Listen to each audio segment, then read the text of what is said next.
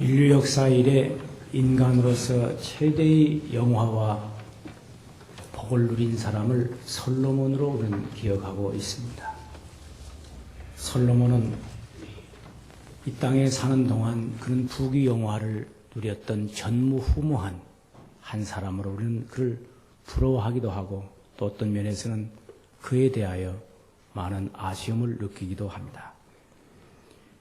인간으로서 누릴 수 있는 그 영화, 그는 왕으로서의 영화도 있었고 그는 또 인간적인 모든 영광을 한 몸에 누렸던 그런 대표적인 사람입니다.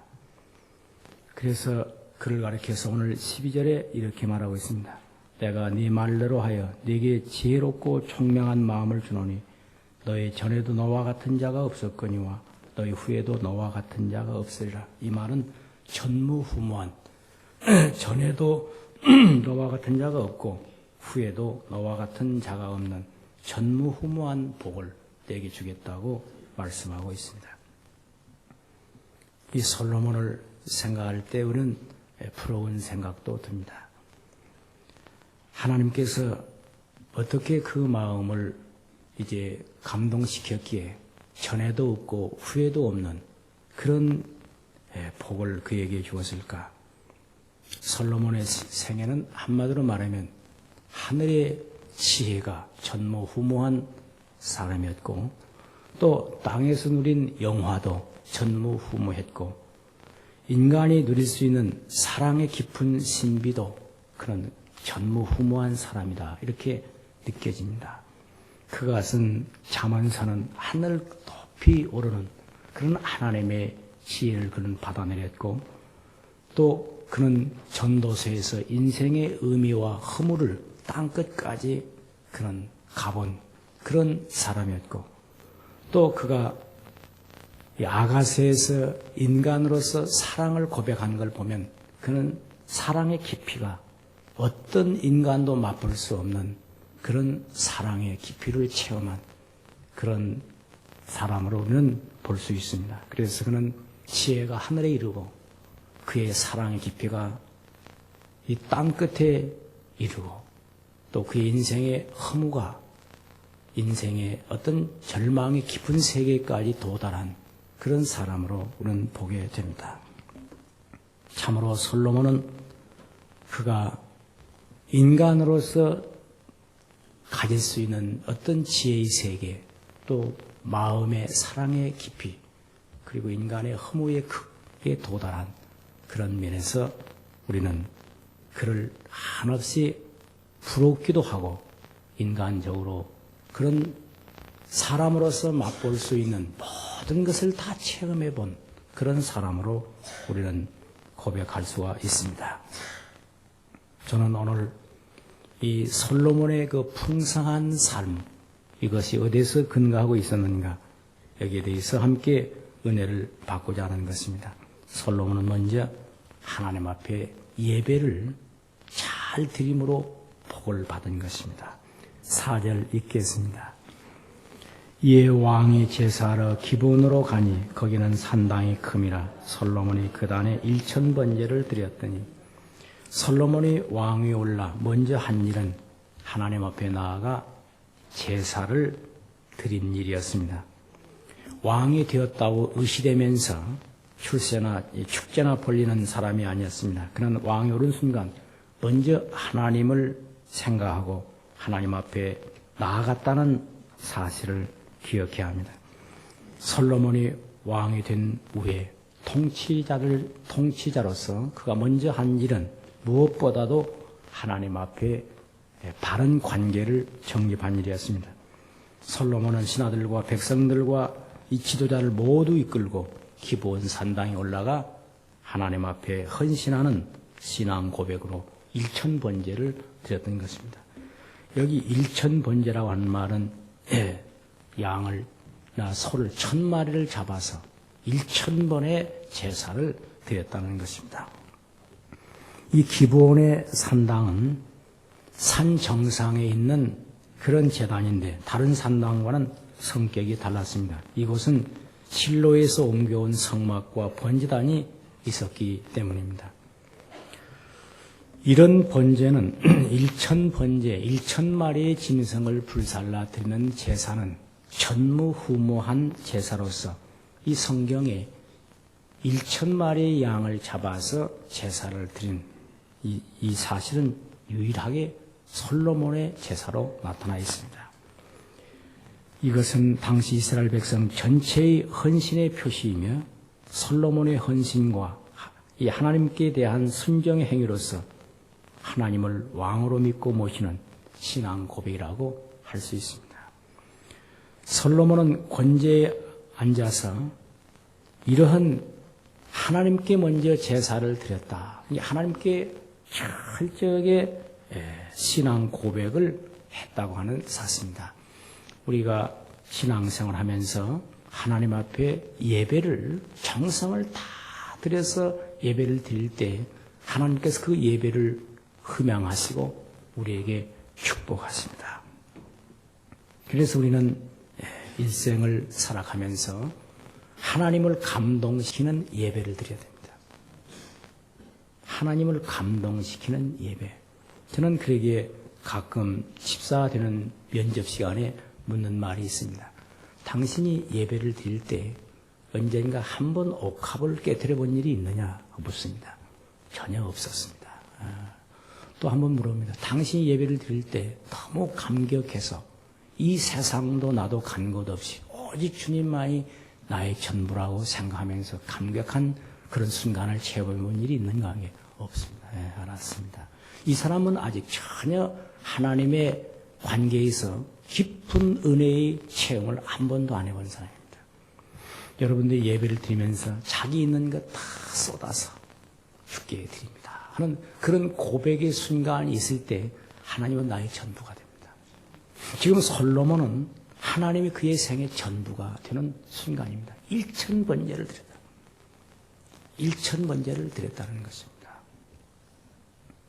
유명한 한 사람들의 예의가 있습니다. 자기가 하나님 은혜를 받고 호주머니에 있는 걸 다 털어버리고 자기 집까지 20리를 걸었습니다. 그는 바친 것은 토큰 몇 개밖에 없었습니다. 그런데 자기의 있는 소유를 다 하나님 앞에 드리고 20리를 걸어가면서 그는 쏟아지는 은혜를 받았습니다. 왜? 자기의 있는 소유를 다 바치고 걸어가면서 하늘을 보면서 눈물이 비오도 쏟아지고 하늘이 온통 세계가 이전 세계가 아닌 것을 체험할 수 있었습니다. 왜냐고요? 자기 전부를 쏟았기 때문입니다. 저는 권사임직을 하면서 권사님들에게 기념 헌금을 하라고 마주 앉아서 얘기를 합니다. 제가 헌금 무슨 수납하는 사람이 아닙니다. 적어도 권사가 될 때에는 하나님 앞에 아낌없이 바치는 그 감동이 있어야만 권사를 하면서 시현 권사를 하지 아니하고 감격적인 직분을 받아서 할 수가 있는 것입니다. 그러기에 어리석은 사람들은 권사임직할 때 이런 생각합니다. 권사임직해서 헌금 받아가지고 교회 세우려는구만. 이건 아주 하나님 앞에서 복 못 받을 생각을 하는 것입니다. 내가 하나님 앞에 고귀한 직분을 받을 때 하나님 앞에 아낌없이 바치리다. 이런 마음을 가질 때 하나님께서 그에게 아낌없는 복을 주시는 것입니다. 어떤 사람은 권사 되고도요, 적당히 피해가지고 넘어가는 사람도 있어요. 이건 완전히 인간적인 사고에서 벗어나지 못하고 있습니다. 오늘 우리는 이 성경에서 솔로몬이 1000번제를 드렸다는 사실을 기억하세요. 1000번제를 드렸다. 우리가 하나님 앞에 아낌없이 무엇인가 바치는 이 믿음이 없이는 은혜를 아낌없이 받지 못합니다. 솔로몬에게 하나님께서 내가 너에게 무엇을 줄고 하는 것은 솔로몬의 마음이 다 하나님 앞에 바쳤기 때문에 내가 너에게 무엇을 줄고 이렇게 묻는 것입니다.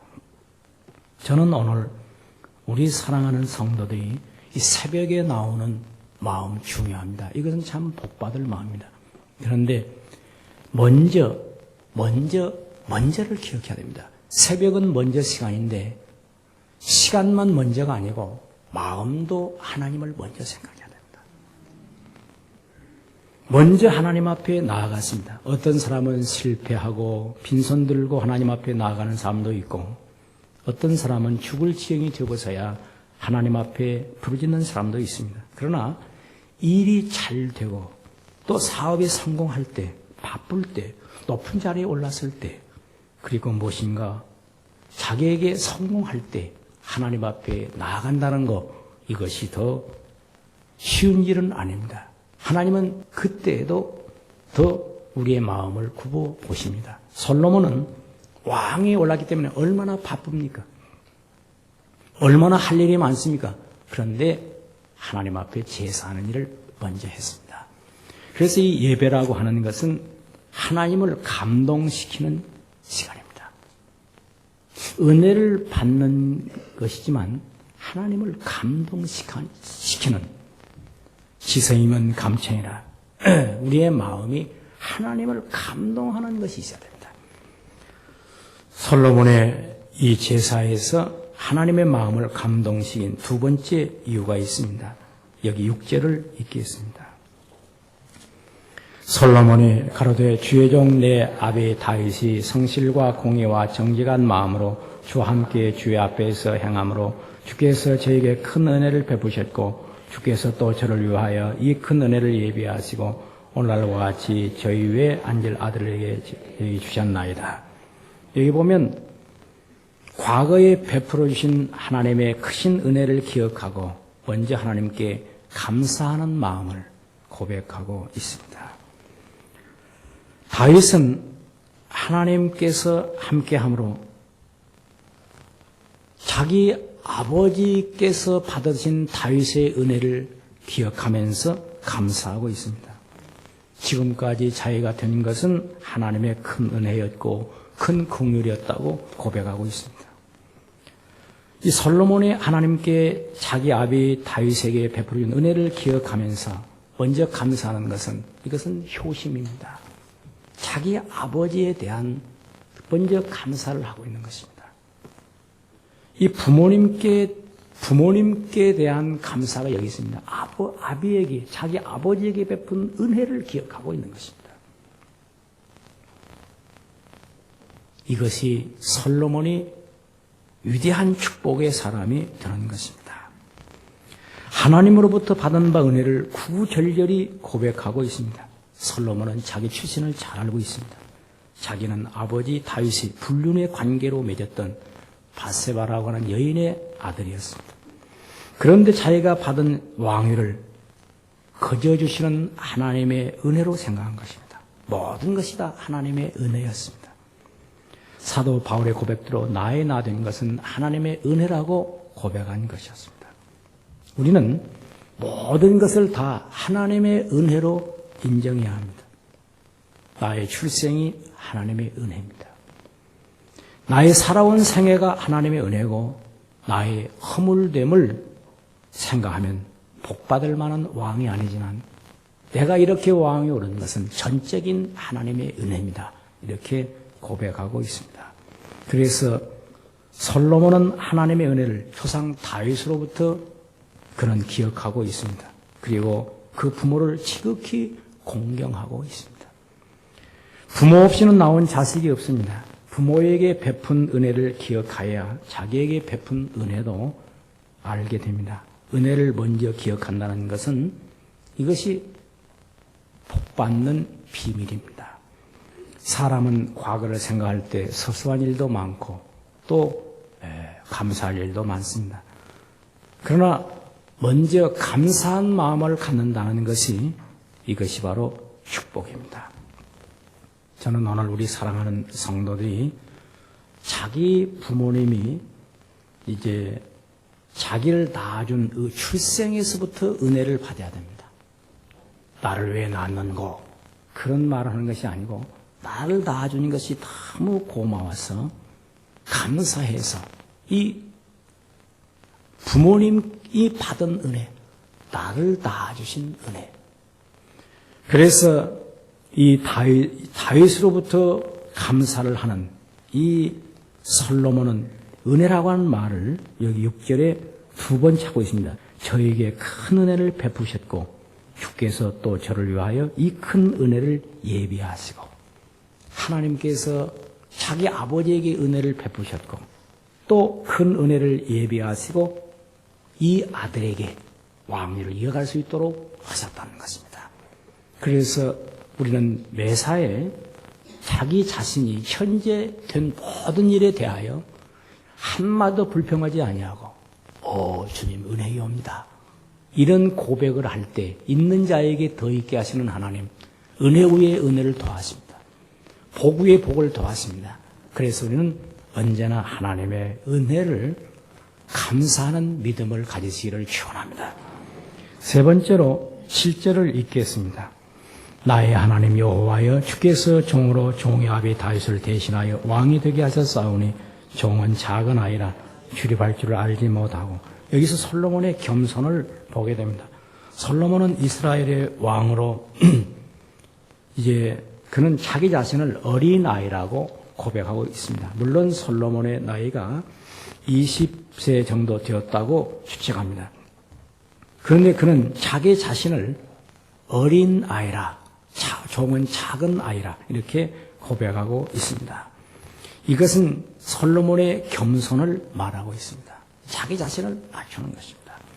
사람이 왕위에 오르면 교만할 수 있습니다. 그런데 솔로몬은 더욱 하나님 앞에서 겸손하게 종은 작은 아이라 출입할 줄을 알지 못하고, 이 출입이라는 말이 여러 가지 의미가 있습니다. 이 왕으로서의 출입, 이것도 들고 나가는 일입니다. 인생을 살아가는 게 전부 출입입니다. 아침에 출근했다가 집에 퇴근하는 거, 이게 출입입니다. 어떤 사람은 아침에 나갔다가 밤에 들어오지 못하는 사람도 있습니다. 인생이라는 게 출입의 영역이 얼마나 넓은지 모릅니다. 학교에 진학했다가 졸업하는 것이 출입입니다. 직장에서 취직했다가 퇴직하는 것이 출입입니다. 긴 출입입니다. 인생이 생각해보면 출생했다가 마지막 인생을 끝낼 때 입적했다고 말합니다. 그래서 이것도 출입입니다. 오늘 이 교회에 왔다 가는 것도 출입입니다. 교회에 왔다가 또 돌아갑니다. 출입할 줄을 바로 안다는 것은 인생의 전부를 안다는 얘기입니다. 출생과 죽음을 안다는 것이고 태어남과 하나님께로 간다는 것을 아는 것 때문에 이 출입을 알지 못한다고 하는 이 솔로몬의 이야기는 간단한 얘기가 아닙니다. 저는 우리 사랑하는 성도들이 이 출입에 하나님의 축복을 받으시기를 축원합니다. 오는 길과 가는 길에 안전이 있고 하나님의 영광이 있고, 그래서 우리는 언제나 이런 거 생각합니다. 출생할 때 복 받은 것이 마지막 죽을 때도 복을 받아야 되고, 들어갈 때 복이 나갈 때도 똑같아야 한다는 것입니다. 어떤 사람은 처음 만날 때는 좋은데 마지막은 아주 인생이 배신하고 나쁜 사람이 있습니다. 이것은 출입을 모르는 사람입니다. 오히려 처음 만날 때보다 나중에 좋아야 됩니다. 우리가 신앙생활 하면서 이걸 알고 들어가야 됩니다. 사도 바울은 에베소에 들어가서 빌라도에서 교회 장로를 불러놓고 내가 처음부터 에베소에 와서 지금까지 어떻게 행한 것을 너희가 알지 아니하느냐. 사도 바울은 에베소에 들어가서 첫날부터 3년 동안 변함없이 눈물과 겸손과 하나님 앞에 그는 이 공중 앞에서나 사색에서나 진실했다는 것을 고백하고 있습니다. 우리 사랑하는 성도들의 신앙이 그렇게 되기를 축원합니다. 그런데 여기 솔로몬이 하나님의 마음을 감동시킨 놀라운 말씀이 여기 있습니다. 이제 10절 읽겠습니다. 9절부터 보겠습니다. 누가 주의 임하는 백성을 재판할 수 있사오리까? 지혜로운 마음을 종에게 주사 주의 백성을 재판하여 선악을 분별하게 하옵소서. 솔로몬이 이것을 구하매 그 말씀이 주의 마음에 맞은지라. 아멘. 주의 마음에 맞은지라. 이것은 하나님의 마음을 감동시킨 위대한 솔로몬의 그 기도를 여기서 표현해주고 있습니다. 이 솔로몬이 지혜로운 마음을 주사 주의 백성을 재판하여 선악을 분별하게 하옵소서. 이 솔로몬이 지혜로운 마음을 달라는 것은 하나님께 바르게 재판할 수 있는 하나님의 백성인데 한 사람이라도 억울한 사람이 있어서는 안 되옵니다. 그래서 그는 자기의 부귀를 구한 것도 아니고 원수멸하는 것도 구한 것도 아니고 인간적인 어떤 영화를 구한 것이 아니라 먼저 지혜로운 마음을 구했던 것입니다. 이것이 하나님 마음에 꼭 맞았다. 하나님 마음에 꼭 맞았다. 이 솔로몬의 구하는 소원이 하나님 마음에 맞았다. 유명한 토마스 아켄페스라고 하는 그리스도를 본받으라고 하는 고전을 쓴 분이 있습니다. 어느 날 그가 기도 중에 하나님의 음성을 듣습니다. 토마스 아켄페스야, 내가 너에게 무엇을 줄고 무엇이든지 구하라. 너는 내 마음에 맞은 종이다. 저는 이제 구할 것이 없습니다. 하나님 한 분만으로 만족합니다. 아니다. 내가 너에게 무엇을 줄고 너에게 구하라. 하나님, 저는 하나님 한 분만으로 만족합니다. 3번씩이나 무엇이든지 구하라고 할 때 하나님 한 분만으로 만족합니다라고 고백할 때 그 다음에 그에게 들리는 음성은 아켄페스야, 너는 가장 좋은 것을 가졌다. 너는 이 세상의 모든 걸 다 가졌다. 내가 너에게 줄 것이 더 없다.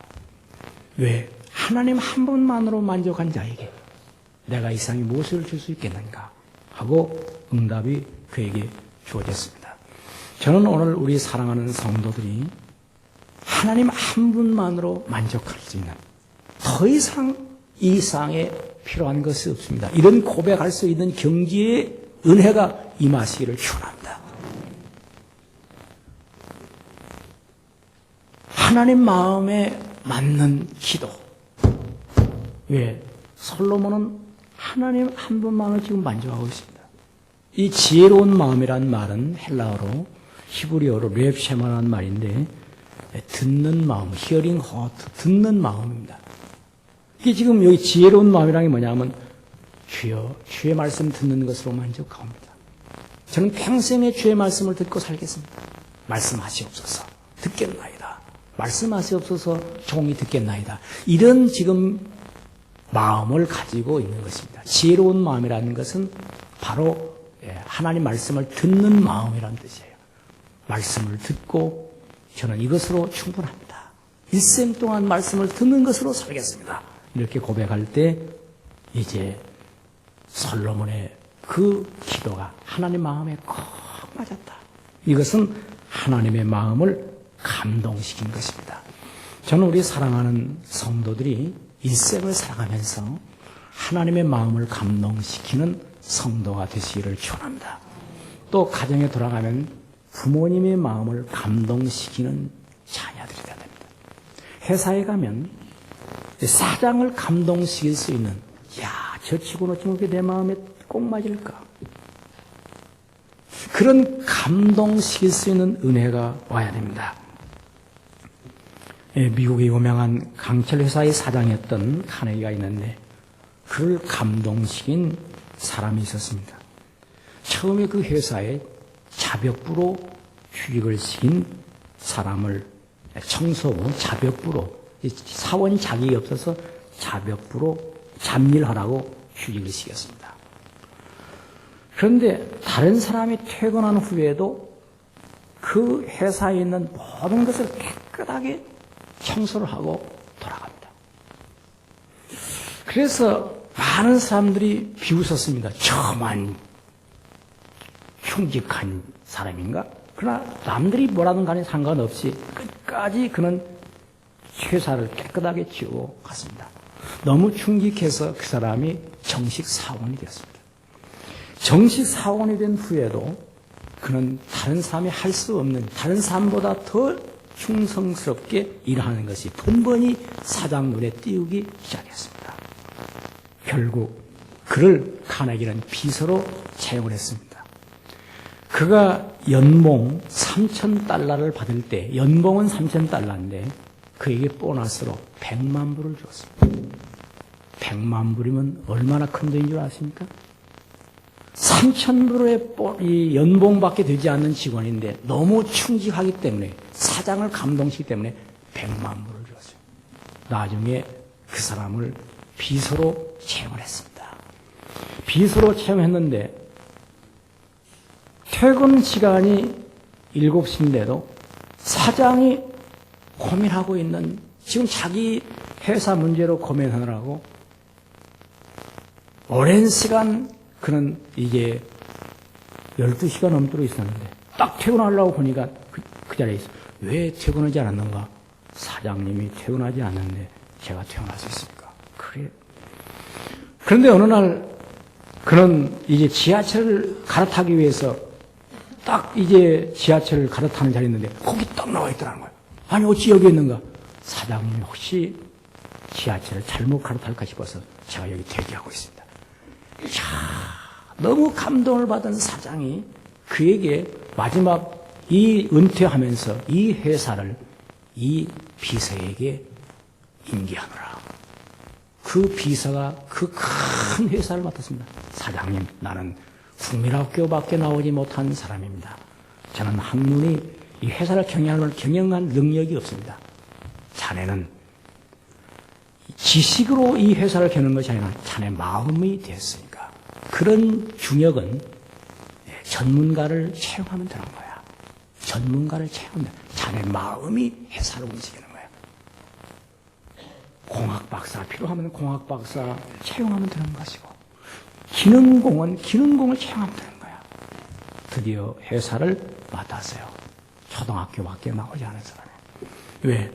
사장을 감동시켰어요. 여러분, 부모님의 마음을 감동시키는 자녀에게 하나님의 축복이 아버지 축복을 이어갑니다. 선생님의 마음을 감동시키면 선생님의 영성이 그 제자에게 다 가버립니다. 교인들이 목사를 감동시키면 목사에게 임하는 하나님의 은혜가 그 교인에게 다 가버립니다. 그래서 제가 느끼는 것은 이 교인들이 다 은혜 받는 게 아니에요. 목사님에게 무슨 말씀을 듣기를 원하는 자에게 하나님께서 목사를 감동시켜서 그에게 은혜를 내리게 하시는 것입니다. 솔로몬이 1,000번제를 드린 것은 하늘을 감동시키는 것입니다. 저는 사랑하는 성도들이 예배를 드릴 때 새벽에 일찍이 나오는 그 열심 위에 하나님의 감동이 임하시기를 축원합니다. 하나님의 감동이 와야 돼요. 하나님의 감동이 와야 돼요. 우리가 외모로 사람을 보지 못합니다. 목사도요, 뭐 지식도 있고 실력도 있고 능력도 있고 재주도 있고 말도 잘할 수 있고 다 할 수 있어요. 그러나 하나님을 감동시키는 일은 아무나 못합니다. 아무나 못합니다. 그래서 우리가 신앙생활 한다고 하는 것은 하나님의 은혜를 받는 거지만 또 하나 우리가 할 일이 있어요. 그게 뭐냐면 하나님을 감동시킨다. 이야, 이 세상에 이런 사람이 있나? 그래서 유명한 롱펠로가 그런 시를 썼죠.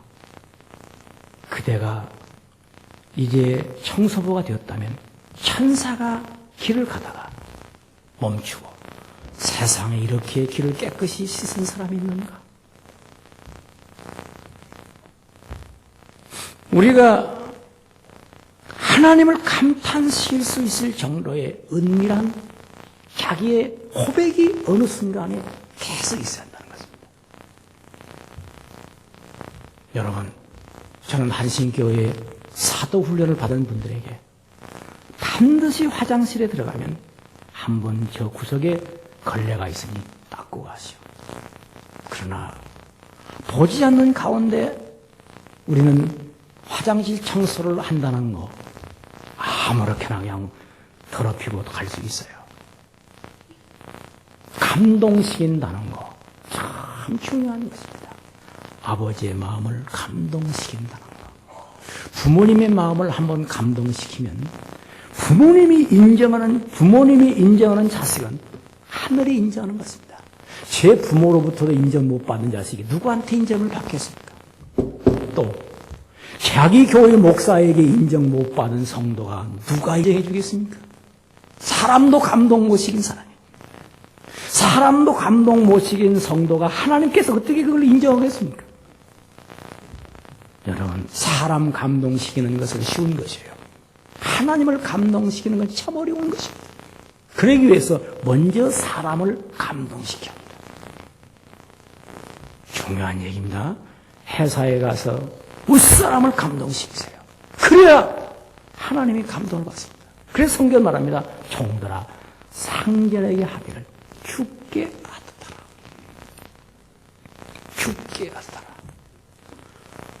저는 제 아버지를 수없이 감동시켰습니다.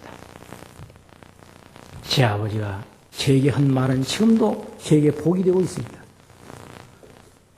처음에 교회 나갈 때 제 아버지는 언제나 이제 주일날이면 저를 데리고 일을 하려고 합니다. 왜? 일꾼이 없으니까요. 그래, 교회 가기 전에 30분 전에 저는 이제 달려가기 위해서 일을 열심히 합니다. 그리고 막 교회를 달려갑니다. 그리고 또 돌아와서 일을 합니다. 그러니까 제가 아버지가 시킨 일보다는 더 많이 했습니다. 그런데 토요일 날 저녁 식사 딱 마치고 내일은 교회 가지 마라. 오늘은 일을 해야 한다. 내일은 일을 해야 한다. 무슨 일입니까? 모내기를 했는데 뭐가 다 빠진 게 있으면 그걸 떼어야 한다는 것입니다. 그래. 하나님의 효자가 되려야 사람이 우리 아버지 효자가 되려야. 하나님 말씀을 순종하랴, 아버지 말씀을 순종하랴. 고민이 생겼죠. 달 밝은 밤. 저는 동쪽에 떠오르는 달을 보면서 머릿속에 딱 떠오르는 것은 내가 이 밤에 일을 하리. 그래 밤에 가서 못자리를 쭉 봅니다. 아, 다 뜬 것이고. 그래서 모를 뽑아가지고 밤새도록 다 했습니다. 다음날 아침에 오늘 하루 종일 같이 일을 해야 되겠다. 넌 이제 이게 다 모를 다시 심어야 돼. 그래 아버지 간밤에 다 했습니다. 어떻게? 달 밝은 밤에 다 했습니다. 진히 가보시더니 다녀오셔서 한 말씀이 너는 평생에 예수나 잘 믿고 살아라. 내가 너를 못 말리겠다. 너는 네 평생에 예수나 잘 믿고 살아라. 평생에 예수나 잘 믿고 예수를 안 믿으시면서도 평생에 예수는 잘 믿고 살아라. 무슨 말씀인지 아세요? 감동을 받았어요. 네가 예수를 믿으면서 예수를 잘 믿기 위하여 밤을 새우면서 일한 것이 아버지 마음을 감동시킨 것이죠. 평생 예수나 잘 믿고 살아라. 저는 그 말을 듣고 혼자 교회를 가면서 눈물을 흘립니다. 어떻게? 우리 아버지 마음이 감동됐구나. 우리 아버지의 마음을 감동하고 교회 가는데요. 하나님 아버지의 감동이 내게 오는 거예요. 아들아, 네 아버지의 마음을 감동한 네가 하나님의 효자가 되어라. 하나님의 효자. 땅을 걸어가면서 하나님의 효자가 되어야지. 하나님의 효자가 되어라. 그 생각을 갖고 가는 것입니다. 오늘 며느리가 시어머니의 마음을 감동시키는 하나님의 효자가 됩니다. 시어머니의 마음을 감동시키고 사위가 장모님의 마음을 감동시키는 하나님의 효자가 됩니다. 자기 아버지에게 하는 게 중요한 게 아니에요. 장모님에게 감동시키는 효자가 됩니다. 제가 제 장모님의 마음을 감동시키는 것은 최근의 일, 최근에서 변화가 온 것이죠. 계속 아버지로부터 계속 변화가 이렇게 오는데요. 제 장모님을 감동시키는 경제까지 왔습니다. 장모님의 손을 딱 잡으면 제 눈에서 눈물이 쫙 흐르는 거예요. 딱 그러면 그렇게 고마운 마음을 가질 수 있어요. 그렇게 고마운 마음. 그래서 우리가 인생을 살면서 회사에 가면 사장이 너무 고마웠어요. 사장이 어떻든 간에 나를, 우리 가족을 먹여주신다 생각해서 너무 감사해서 눈물이 나올 정도가 된다면 이 사람은 하늘을 움직이는 사람이다. 학교에 가서 학생들이 선생님의 보면서 나를 가르치는 선생님 너무 감사해서 선생님의 눈물 한 방울만 먹을 수 있다고 한다면 그 학생은, 그 학교가 천지를 움직이는 위대한 제자가 나오는 인류대학이 되는 것입니다. 인류대학이라는 게 서울대학이 아니에요. 자기를 감동시키는 대학이 인류대학인 거예요. 인류의 교회가 어디에 있습니까? 건물 좋은 교회가 아니에요. 나로 하여금 감동시키는 교회가 하늘이 큰간 땅으로 준 교회. 그 은혜가 있기를 축원합니다. 기도하십시다. 은혜와 사랑이 풍성하신 하나님 아버지시여, 일천번제를 통하여 감동을 받으시던 하나님 아버지, 솔로몬에게 주셨던 은혜가 오늘 우리에게 임하기를 원합니다. 우리 사랑하는 성도들이 교환시간 은혜를 받고 있습니다. 하나님의 감동이 시간시간 임재하여 주시고 은혜를 내려주시기를 원합니다. 자비하신 주님, 우리의 부족한 것을 용서해 주시고 우리 마음 충만하시게 참으로 하나님을 사랑하고 주님 없이는 못 사는 그런 경지에서 주님을 우러러보게 하옵소서. 새벽을 깨워 이른 아침 순수한 마음, 순진한 마음, 깨끗한 마음을 주께 드리는 우리 사랑하는 성도들을 기억해 주시고 주님 많이 사랑하소서. 금년 1년 동안 설로군의 복을 받게 하옵소서. 전무후무한 지혜도 없거니와 사람의 깊이도 이르게 하시고 땅에서 부유와 이제 풍성한 축복도 누리게 하옵소서. 놀라운 은혜 감사하오며 예수님의 이름으로 기도하옵나이다.